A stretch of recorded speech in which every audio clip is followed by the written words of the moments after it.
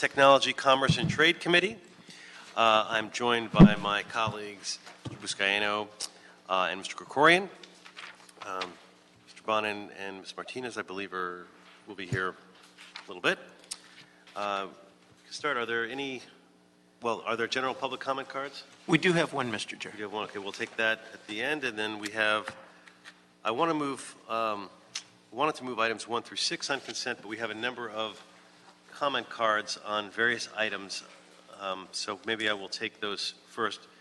I think we have, Ms. Ramirez, you have a comment card on each item, so why don't we come up and have you speak to all of the items at once? Okay. Thank you. How much time will that be? And how much time will be on the clock, Mr. Yes.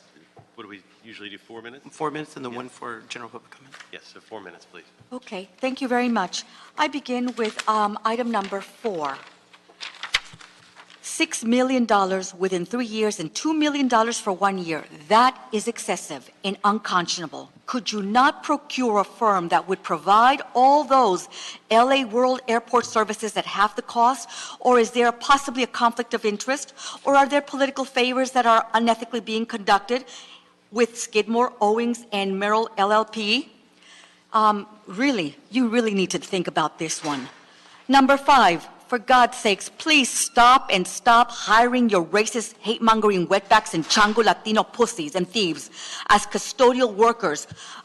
They don't clean, nor do they really work all day long. All they do is yak, yak, yak, yak on their cell phones. And if any of you go out there and watch these individuals, custodials, I have, and I've complained about many of them, and their supervisors were reprimanded because I was indeed correct.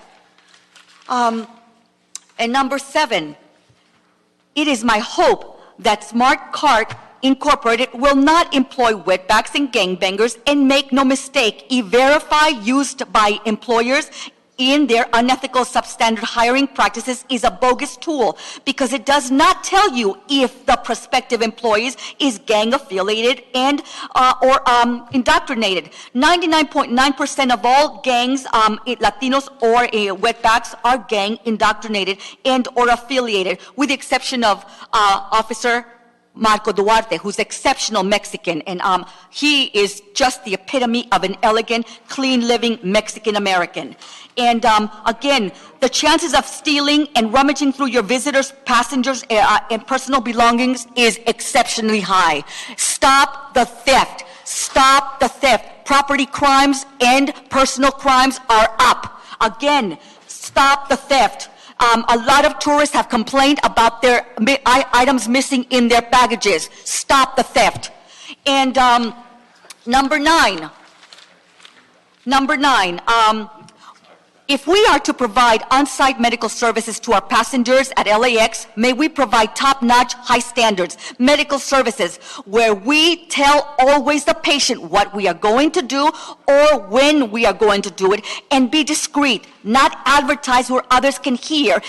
Patient confidentiality. Again, patient confidentiality is a must. We must be ethical in all our medical practices. Cleanliness, hygiene, and sterilized equipment a must. And do not hire wetbacks and chango gangbangers who do not conduct themselves ethically, nor wash their hands, nor speak English.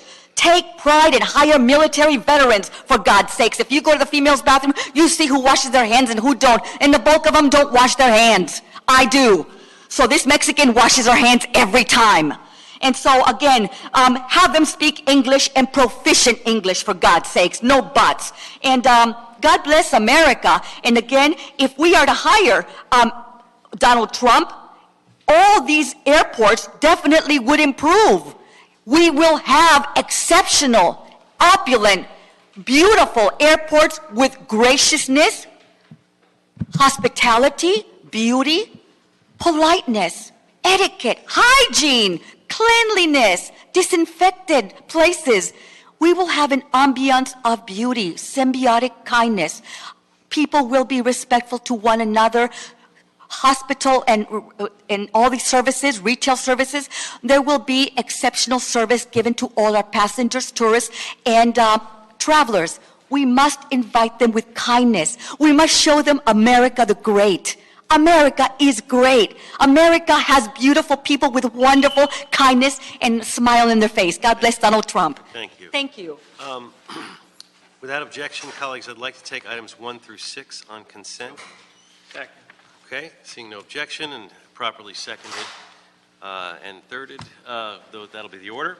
Items 1 through 6 will be on consent, and we'll move to item number 7. And what I'd like to do is take 7 and 8 together without objection from my colleagues to hear 7 and 8 together, as they are they're both related, and they're related to the Ontario Airport contracts. Seeing no objection to that, we'll take items 7 and 8 together. If you would, Mr. Espinosa, would read both items into the record. Item number 7 is a report from the Board of Airport Commissioners relative to a one-year agreement with Smart Carding Company covering luggage cart services at LA Ontario International Airport. And item number 8 is also a report from the Board of Airport Commissioners relative to an agreement with Parking Concepts in company for the operation of parking services at LA Ontario International Airport and Van Nuys Flyaway Bus Terminal to bifurcate service locations in preparation for the transfer of ownership and control to LA Ontario International Airport. Thank you. And the only cards we had were the ones we've already heard, correct? Correct. Okay, so no additional public comment cards on that item, on either of those items. So please. Mark Adams, Los Angeles World Airports. Item 7, as the clerk indicated, is a new one-year agreement with Smart Cart, so they will continue to provide luggage cart services at Ontario during the for a period of time after the sale of the airport is completed. And item number 8 is a bifurcation of the existing parking agreement that covers both Ontario and the Van Nuys Flyaway, so that there would be a restated agreement, a separate one for Ontario and one for Van Nuys, so that Ontario would continue to have the parking lot operations under that for a period following the sale of the airport. Do you want to add anything, or just? Jim House, CAO's office, we've reviewed both agreements and recommend their approval. They're necessary for the pending sale of Ontario. So in terms of how was Ontario Airport involved in the crafting of the concession agreement? Are they obligated to the terms? How does that work in terms of when the transfer actually happens? And I know these are 2. There's a number of other ones that are being handled administratively, so it's sort of a generic question of how that all is going to Right. work. These come before you because of the term of the agreement and the necessity to extend the term in these cases. For the parking agreement has been in place for some time. Tim or Sampson? One of the Tim Ely or Sampson Mengistu might know more about the negotiations with Ontario. Good afternoon. Samson Mengistu, Chief Operating Officer. Yes, the provisions in these agreements will carry through to the OIAA or the Ontario International Airport Authority. So they carry over. Did we have to consult with them in any way, or how do we?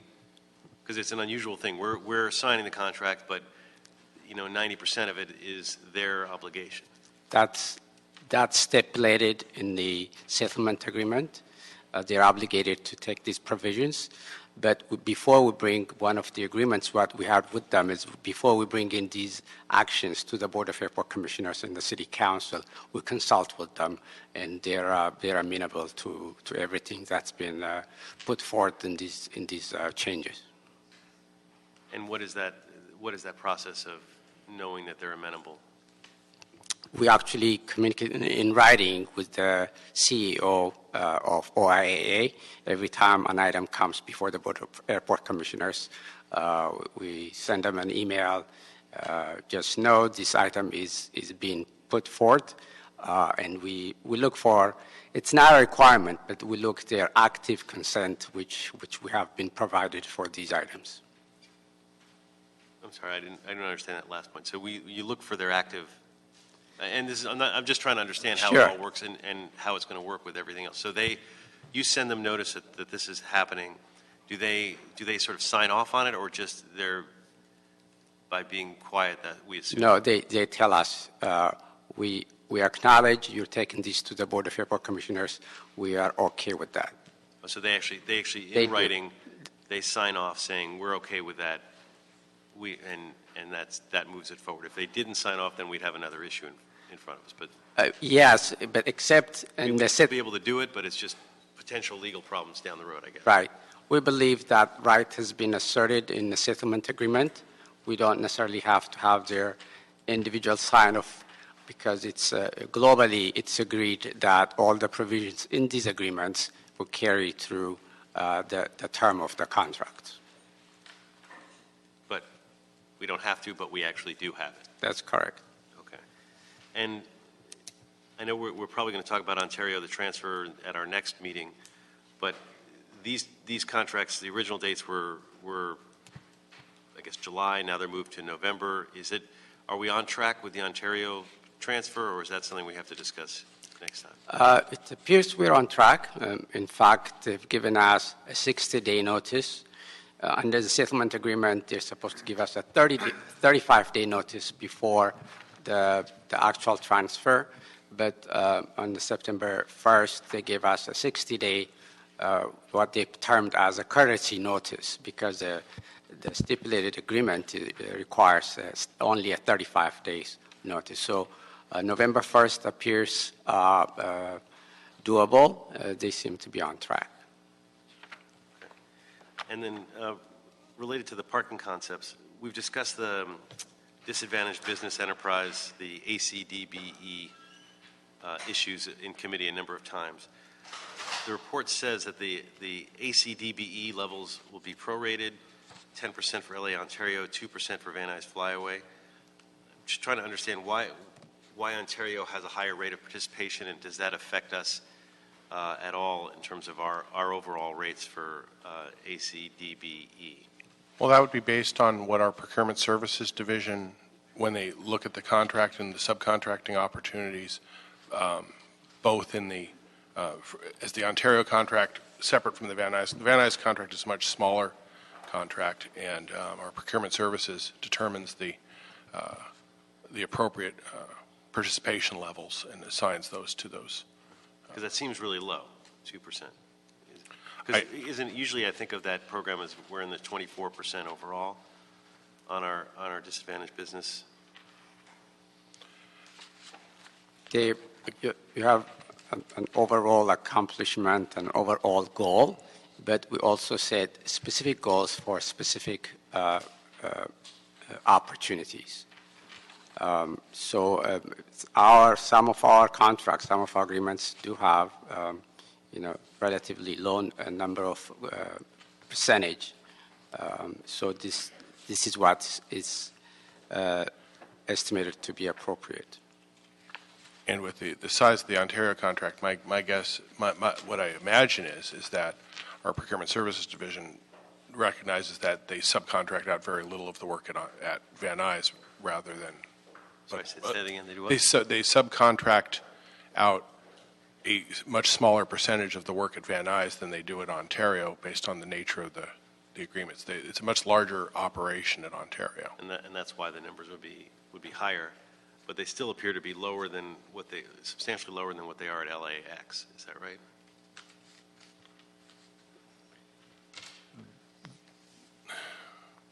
I'm not aware of what the parking ACDBE levels are at LAX. In these two contracts, and so maybe I made a wrong assumption, so I apologize. in these two contracts, the Van Nuys level is much lower than the Ontario level. That's correct. I guess I know the overall numbers are in the 24% number. Right. And I was mistakenly applying that to the parking numbers, thinking that they would be around the same amount. And that's why I was surprised by the numbers being so low. But The original contract, I believe, was 12% for the two, or 10.5% or something. right, the two together, the 10 Yeah. and the 2. But, all right, well, I mean, it's something to keep an eye on. I don't think, I'm curious how that's going to affect us in the future. Also, as we get rid of Ontario in terms of the ACDBE numbers, then theoretically that raises our our numbers up in LA, right? Because if we're at 24% or something, and then we lose a 10% portion of it, then our numbers are going to go up a little bit, which reflects well, but doesn't really reflect a change in policy. It just reflects moving around of resources. But I guess to just put a pin in that, to think about that for later. I'd love to learn a little bit more about what those numbers are for that. But colleagues, do you have any additional questions on items 7 or 8? Very quick. Just a quick follow-up, Mr. Chairman, to your line of questioning about the contract obligations. I'm sure this is dealt with, but just to, because I can't help but ask. Chairman asked about Ontario taking over responsibilities for liabilities under these and other contracts.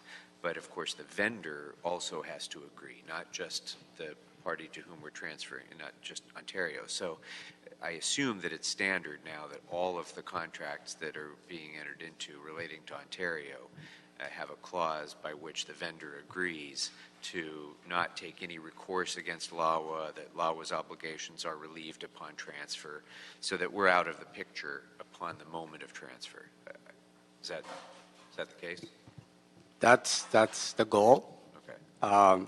In these particular cases where we have dozens of contracts that are actually going through that process of assignment of liability and all of that. In this particular 2 agreements, the contractor has indeed agreed in the indemnification apportionment or responsibilities. LAWA, in fact, in these cases, will only have liabilities for the time that they're under our control. Great. Thank you. Great, thank you. So without objection, I'd like to first approve item 7. Seeing no objection, that'll be the order. And without objection, I'd like to approve item number 8. Seeing no objection, that'll be the order. And we'll move to item number 9. Item number 9 is report from the Board of Airport Commissioners relative to the Second Amendment to the agreement with Reliant LAX Clinic, LLC, to ensure continued and uninterrupted on-site medical services for passengers at Los Angeles International Airport. Again, Mark Adams for Los Angeles World Airports. We've got an amendment to our contract with Reliant that provides medical services. This amendment has several components, and one of which is to shorten up the term of the lease because their main medical facility is in a position that might be useful for the Landside Access Modernization Program. And we're also shortening the term of the contract by 2 years, and we're also have requirements for how they will provide first aid services and other things over the remaining term of the contract. We're envisioning a transition at the end of this contract, and I think my friend from the fire department here is able to talk about some of the things we have in store for provision of EMS services in the future. I'm Dean Ulrich, Assistant Chief. I'm assigned to the LAX as the Operations Officer. For the last several months, we've been putting together a EMS Enhancement Program that was approved by our Fire Chief a few weeks ago, and we're going to present it to LAWA on Monday. What it is, we're asking for them to fund a 6-month trial of cycle teams at the airport along with a nurse practitioner and a paramedic. Currently, all the services provided by the surrounding stations, but this will allow us quicker response times and probably a reduction in cost to LAWA as well, or at least an offset of cost to LAWA. Now, of course, what we're proving today is just the reduction of services and not the what you're envisioning, which makes a lot of sense to have the fire department come in and approve. Is there any reason why the two aren't more linked? Because, of course, and have a little concern about. I don't think that this reduces this necessarily reduces the services immediately. What this does is provide a framework where we can reduce the services once the MOU is ready to go with. I imagine we'll have an MOU with the fire department to provide these services. We've got. It does still require that Reliant maintain the emergency first aid station there in Bradley Terminal, and still keeps the Reliant services open. I think what we're looking at the fire department is the next step in providing emergency services, emergency medical services to our passengers and the other folks at the airport. So we're not reducing. I mean. Well, we're shortening the term of the lease by 2 years, but that's sort of in the out because it's taking from 2020 to 2018 termination date. But we are requiring that they maintain their first aid station at Bradley Terminal over the remainder of the term. But I think before the end of this lease in 2018, we should have a new agreement in place with the fire department to make sure we have the medical services. So as long as the timing works out, we'll be square on that. And you mentioned the potential operational efficiencies and cost savings. Is that, what's the order of magnitude that we're expecting from this kind of transition? And that's why we're asking for the 6-month trial program, because we're just not quite sure. But currently, the airport pays by the minute for the medical service. So when our paramedics respond to the terminals, they end up transporting a lot of patients, and then they have what they call wall time while they're sitting at the hospital. All that time, the airport is paying for that service. If we have medical service on site, especially with a nurse practitioner, they'll be able to evaluate the person and possibly cut them loose, reducing that billable time to the airport. I don't believe it's going to be quite a cost savings, but it should reduce what the new program is going to cost. Well, what's the difference between a cost savings and reducing the program? You mean because No, I mean it's not. They're not going. There will be a cost savings. I don't think it'll completely pay for the new program that we are suggesting to LAX. And that new program is paid for by LAX. We're going to request that they pay for it. Right. I mean, we developed the nurse practitioner program was originally funded through this committee, through the Innovation Fund, and I think it's a great program. It's a little different. I mean, I guess it's related to the reduction from Reliant overall, but they seem like two different issues to some extent. And I agree with you. I mean, it's truly an enhancement to LAX what they currently have right now. Colleagues, do you have any additional questions on this? Yeah, it's a good program, and I mean, reducing the Reliant issue, I guess, is being forced sort of by the realities of their building. It's not. We're not approaching this as an operational efficiency. But we're sort of making lemonades out of lemons. Is that more inaccurate? I think that's a good assessment. Yes. Okay. Well, without objection, we'll approve this item. Thank you. And we'll move to item 10. It's our last item. Item number 10 is a report from the Board of Airport Commissioners and City Attorney, and an ordinance as well, relative to establishing a local small business enterprise center, local small business enterprise program for Los Angeles World Airport's procurement of goods, equipment, and services. And this has also been referred to the Economic Development Committee as well as the Ad hoc on Comprehensive Job Creation Plan Committee. Good afternoon, John Tavagen for the City Attorney's Office. Also, David Michelson with the City Attorney's Office. Good afternoon.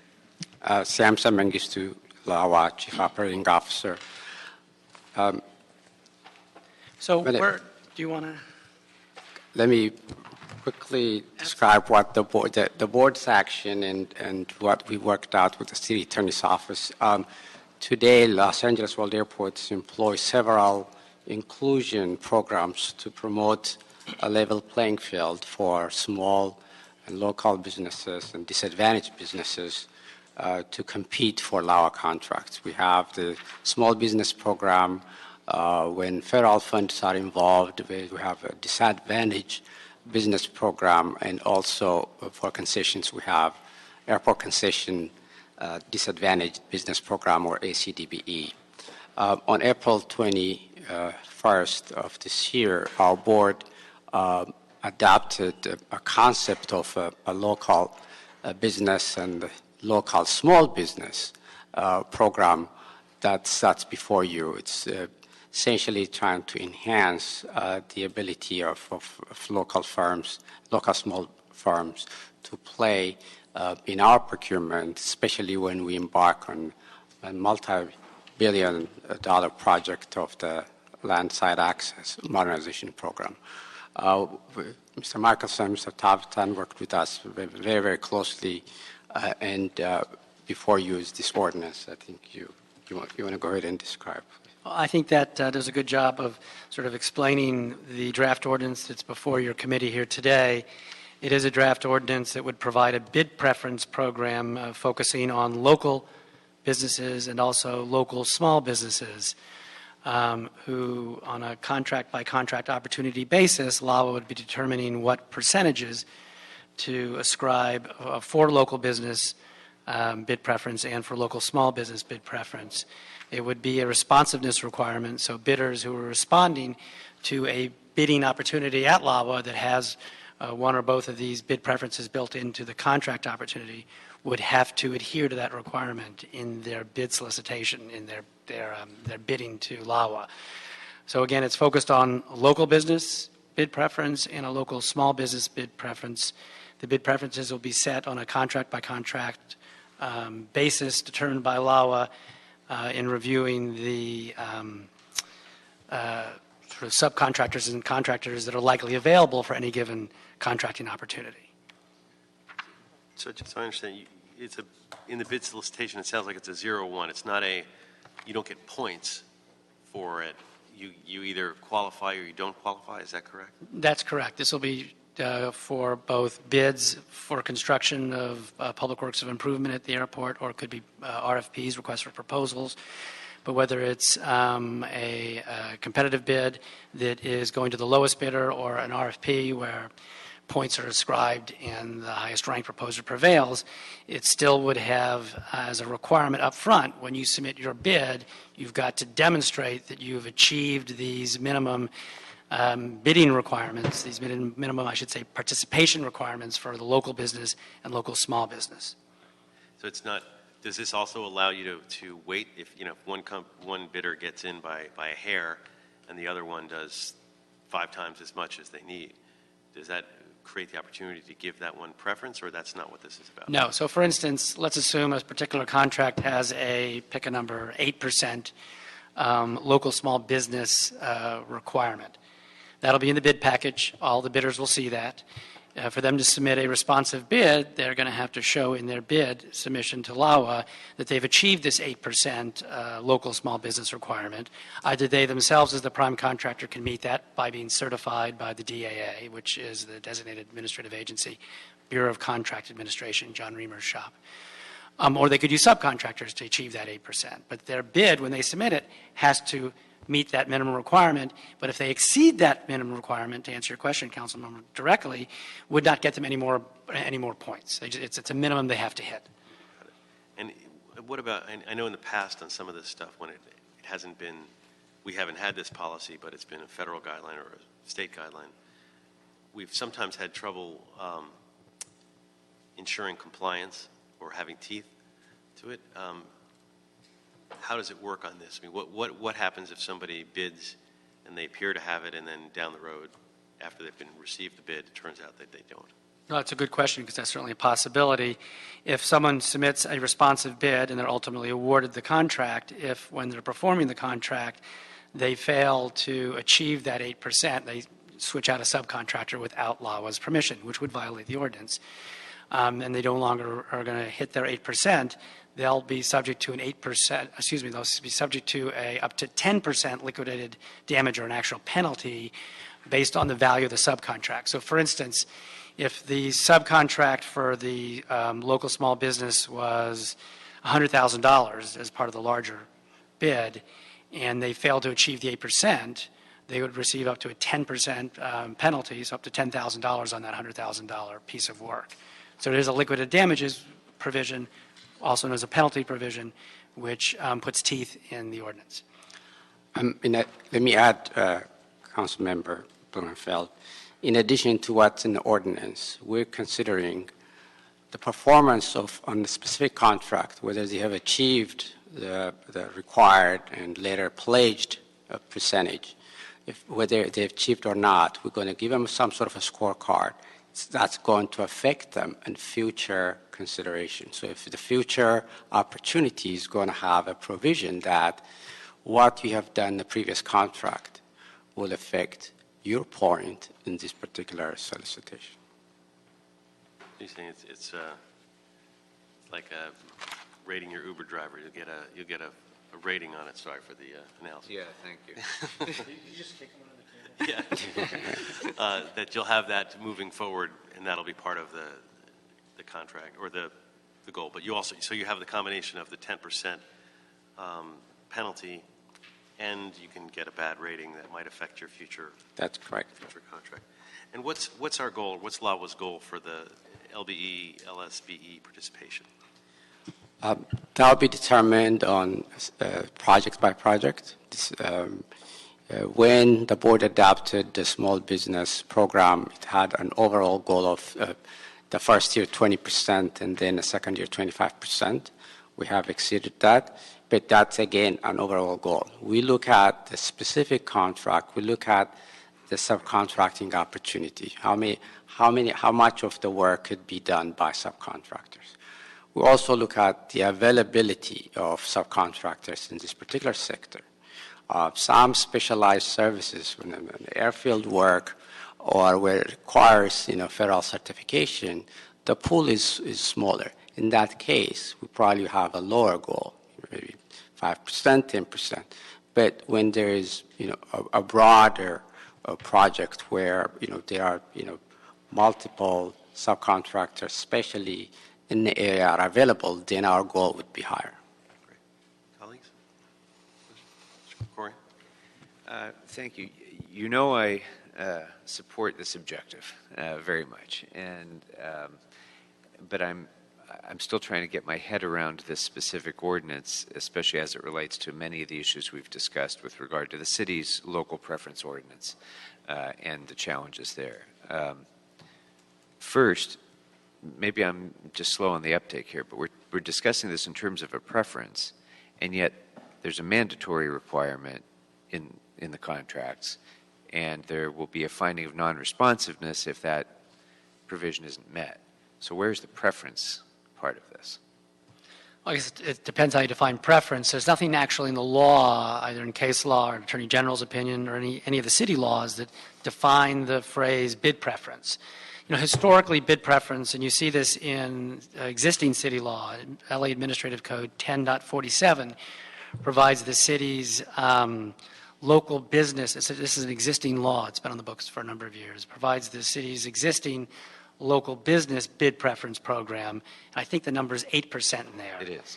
And that allows the city to require an 8% bid preference.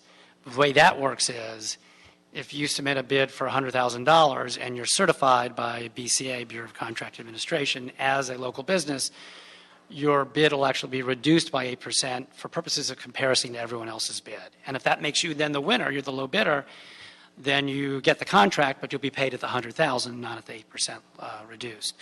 So that's a very traditional way of doing bid preference, both here in the city and elsewhere in California. This is a bit of a departure from that. It would be a different way of doing a bid preference. We know of nothing that legally makes it impossible for the city to use this other methodology, which, again, even though it's called a bid preference, would require a bidder to submit a responsive bid to demonstrate that they have achieved no less than, let's assume it's going to be 8% for a local small business, that percentage. Okay. So I think you do probably follow. It's not really a matter of terminology. There's no preference involved. There's no distinguishing among competing bidders at all. You either meet it and are a responsive bidder, That's or you true. do not meet it and you are a non-responsive bidder and you're out of the equation. So no one gets a preference. Everybody who's competing for this has to meet the standard. It's a mandate. That's correct. Okay. So then that raises the next question for me, which is under all federal statutes dealing with transportation infrastructure, we are prohibited from including any local preference or hiring requirement or anything else if there's a single dollar involved in the project. Now, I don't know if that applies to airports as well, like it does transportation infrastructure, but how can we do this consistent with federal law and consistent with the other restrictions that Dave, you in particular, have discussed with me on a number of occasions with regard to other ordinances? No, that's right. That I have a strong interest in. So this particular ordinance has a carve-out. It specifically says in section 10.49.6, this ordinance is not applicable to contracts that, well, I'll read it to you. This article applies only to contracts that involve the expenditure of funds entirely within LAWA's control and shall not apply to contracts that involve the expenditure of funds beyond LAWA's control, such as state and federal grant funds, unless the grants allow for a local preference requirement. So that's how it's being accomplished. And we'll be able to monitor the color of money on that sufficiently. I'll that turn to we- our colleagues at LAWA, but that's our understanding they'll be able to do that, yes. Yes, the local business preference program you mentioned, that's been in the books for us about 4 years. We've been applying it. We know exactly what it applies to. When there's federal grants involved, we do not apply it. Well, good point. I guess it's the exact same framework, except it's moving. Okay, so that makes sense. And I guess any I'm other reading your questions mind. I shouldn't probably ask. Well, let me add this, and we'll see if we're thinking the same thing. Local business is defined in this ordinance to mean Los Angeles County businesses. It's not specific to City of Los Angeles, and the reason why the city's charter allows for a bid preference for California-based or County of Los Angeles-based businesses as determined by ordinance. So that's why, as with our other local businesses ordinances, such as the one I mentioned a minute ago, 10.47 in the ad code, these are all based around LA County businesses. Okay. All right. Thank you. If I may, thank you, Mr. Chair. You know, we remember as young council members when we first got elected, our firsts, right? My first 245 motion was when the airport agreed on a contract, a 2-year contract on the wireless at the airport. And it was between AWG, if you recall, and also Boingo. And Boingo was an LA-based company, which I felt at the time in 2012, you know, they were not even in the running. And I stood and said, why aren't we looking at our local-based businesses, especially a wireless company that has a clear view of the runway from their offices in the city of Los Angeles? So I'm happy to see, you know, the airport moving forward on ensuring that, you know, our local-based businesses are held to value and that they would have incentivized an opportunity for them to apply and look and bid for these types of contracts. So share with me in that case, let me take you back to 2012 when we would have I believe AWG was a Florida-based company compared to Boingo, an LA-based company. If this ordinance was in place today, I would assume that the LA-based company would have a fair and better shot. Is that my understanding? It's fair to say Boingo would have a better shot at this. Let me take you back in the manner we set goals, right? So we look at the particular opportunity, the wireless service you're referencing. My experience is that we have limited subcontractors who can do this, right? So it may have a limited or no requirement. It may have a local small business requirement. It may have a local business requirement goal in this case, at which time someone that meets the local criteria definitely will have a better opportunity to get a contract such as this. Appreciate that. Thank you for listening, although it took a few years, but I'm happy that we're at this point. I'm also wondering, and I don't know if you have this answer to that. If not, we can look into that. I would support having the Port of Los Angeles have a similar ordinance in place, and unless there's one already, there are efforts on the way. Do we know, or So is there? Go ahead, Dave. Oh, I'm sorry. Dave Michelson with City Attorney. This will be the first ordinance sort of its kind in the city in terms of how it's defining bid preference. And as I should have mentioned earlier before in response to your question, Councilmember Krikorian, in the charter, Charter Section 371, which allows for bid preferences for California-based or County of LA-based firms, the charter is clear that it looks to city ordinance to put flesh on the bones. And so one of the things we've done in the ordinance is to define what is meant by, in this case, a County of Los Angeles bid preference. But I forgot your question. I'm sorry. As far as yes, the port. The Port of Los Angeles. So I believe the Port of Los Angeles and DWP have somewhat similar programs that they've utilized over the last few years, but they have not had them codified by ordinance. That may be changing. Okay. There may also be an interest, frankly, for Department of Public Works, for Rec and Parks, General Services Department, possibly others, to replicate this. We'll see. Sounds like a motion. I'm happy to join you. Thank you very much, Bob. Appreciate the second on that. But even more so, it would be beneficial to, as far as finding a way to improve the economic climate in the city of Los Angeles, is to have a requirement to have these businesses based, say, in the impacted areas of the airport, of the Port of Los Angeles, but for future discussion. Thank you. Question, something just kind of came up. Help me, I have a fear about this, and I want you to assuage the fear, which is, are we opening ourselves to some new liability in terms of we get to choose the percentage for each contract individually of small business based on, as you were saying, how many are available and those kinds of things. And it just occurred to me, as you were going through that example, that whoever we screen out, if the main competitor has a 5% and we set the bar at 6%, are we opening ourselves up to more lawsuits, or how do we prevent that in advance by having the most objective measure objective way to decide those percentages? Because it sounds like it's a pretty subjective decision, which makes it more, fodder for lawsuits. Am I wrong about that, or help me with my perspective here? Let me try to give you a little bit of comfort. We adopted the small business, it's the same concept of mandatory in 2012. It similarly requires that bidders bring with us a minimum percentage of subcontractors, small business contractors. In our application of that program, in 4 years, we haven't had one contract where we had to reject because the contractor failed to meet the requirement. In the first year or two, we are conservative in our goal setting. Unlike the previous program where only good faith was needed, in other words, the contractor does not have to meet the requirement if they do certain things. It's just aspirational goal. But when we turned it into mandatory, we were very, very deliberate, very, very thoughtful in our goal setting.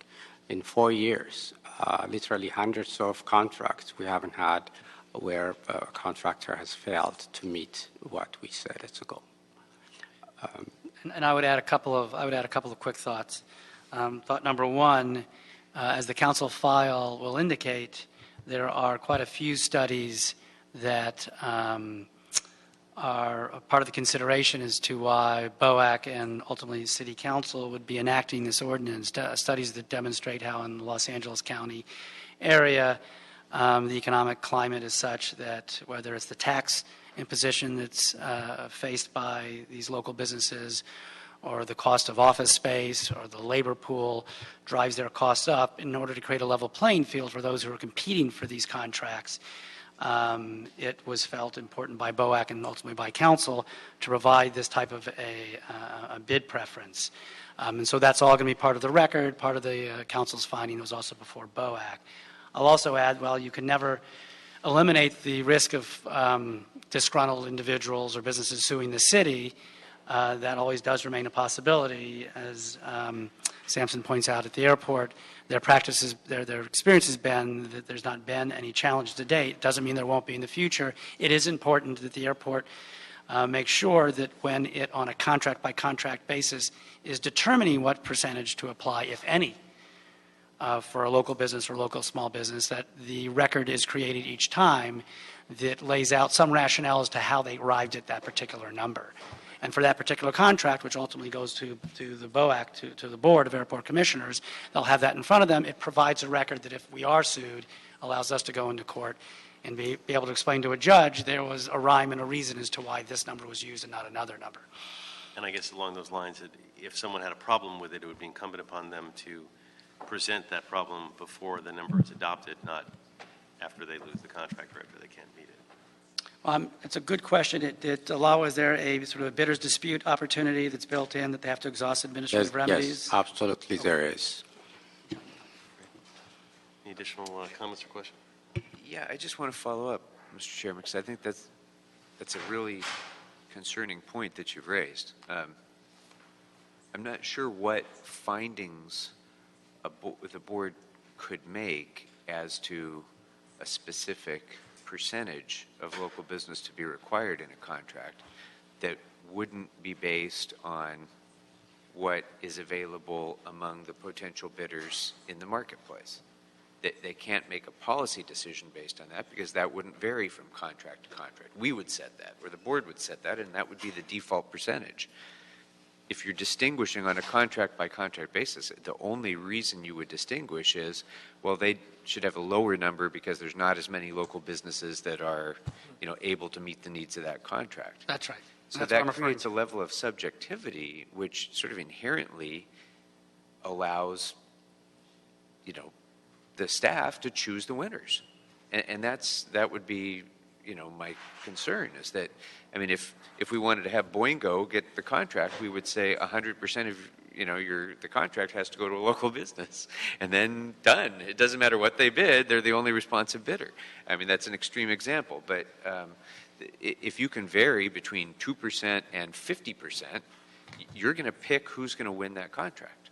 And that gives me a little bit of pause. So I would guess I would at least like to see some range of factors that must be considered in order to reach that number, or perhaps a default number that would be the assumed number unless there's a finding to vary it, for example, that might be appropriate in a certain case. And that decision then, I suppose, would be subject to 245 by the council and so forth. But a little bit more refinement on that, I think, would protect us from the allegation that we're just using that number as an arbitrary way to choose the winners. We can work with the city attorney, but what you suggested may not be practical because we can show to the council and the city attorney the range in the percentage of goals that we set. Like I said, there are particular opportunities where essentially there's no goal. We procured a block of servers. It's maybe over $10 million of opportunity, but we knew the nature of those products. There were no subcontracting opportunities. So we have 0 goals. We have ramp scrubbing in the airfield where they have limited number of subcontractors. We say it as small as 5%, 7%. Then you have, broad engineering services where, you have a mechanical engineer, subcontractor, electrical, a number of them. We set as high as 25% goal. So it's a large range that lends itself to the specific need of the contract. So setting a sort of a default goal may be challenging, but we're happy to work with the city attorney and with the city council. Yeah, I don't want to suggest what the solution is. I mean, that's Right. more a city attorney issue, but I do think it's a pretty important issue. And maybe there's a baseline based on historic trends in a particular category of contracts. Like construction contracts is one thing, rail car procurement is another thing, office supplies is another, whatever your categories are, and you use a baseline based on those very numbers that you're just describing that you've experienced historically. Maybe a or range something within like the various industries. Yeah, or a set of. I leave that to your good work. But I'd like to see a set of guidelines of some sort so that you have, because I could see even in the scenario where you mentioned, you say, well, there's no real LA companies that are there. All it takes is one LA company then to stand up and say, hey, I'm an LA company. Maybe we didn't consider them because they've got a bad record or something, but they stand up and they sue and say, you should have at least had a 1%, because that would have given me an advantage, and now I don't have that advantage, and then they sue us. Oh, that suit I'm not worried about. 'Cause, that's sort of a reverse lawsuit that shouldn't really carry any weight with a court, although you never know. Yeah. It's sort of the flip side of that, I think, as Councilmember Krikorian is making a fine point of, that I think we should focus on a little bit. Yeah, think of the leverage that one business has now. Well, that's the flip side, yes. When there's a mandatory, you either have local business or you're non-responsive, and there's one local All business. of LA County. Sky's the limit, baby. I mean, you're gonna pay whatever it takes to get that business. So, anyway. Yeah, so, I think we ought to move forward and approve,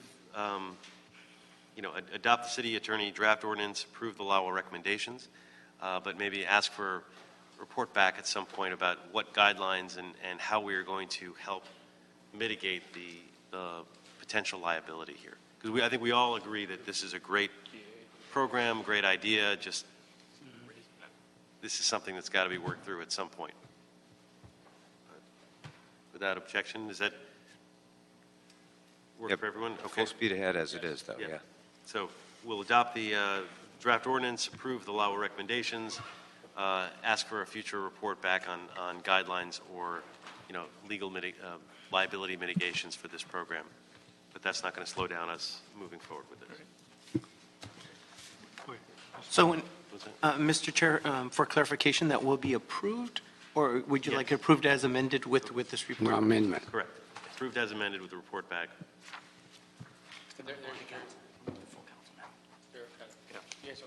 Is that a problem? No.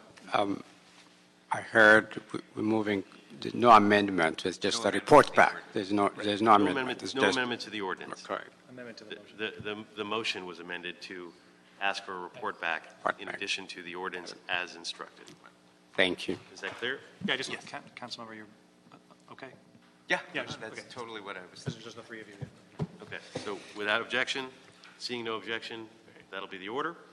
And that is our last item, correct? Yes, Mr. Chair. We have one public comment card. Thank you. Thank you very much. Thank you. Appreciate it. Thank you. You guys can leave. Ms. Ramirez for 1 minute.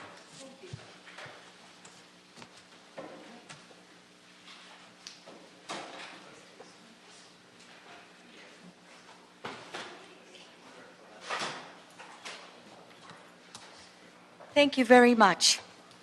Ladies and gentlemen, on August 31st, 2016, Councilman Joe Buscaino gave a surprisingly and long overdue presentation at Los Angeles City Council, where he brought in members of our beloved United States military, i.e. Navy, and the United States Coast Guard, and an elegant professional choir military ensemble who beautifully and exquisitely sang the American national anthem, among others, like high-pitched larks.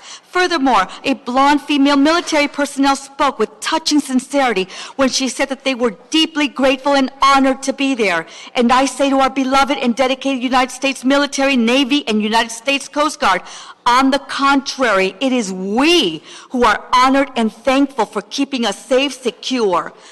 Thank you to our brave service and to America. And again, thank you, Councilman Joe Buscaino, for giving that beautiful presentation. You deserve credit for that one. I was deeply touched because what that lady said, I was deeply moved. God bless Donald Trump and God bless America. Thank you. Thank you, Ms. Ramirez. That concludes public comment, and that concludes this meeting. Thank you. We are adjourned. Thanks, guys.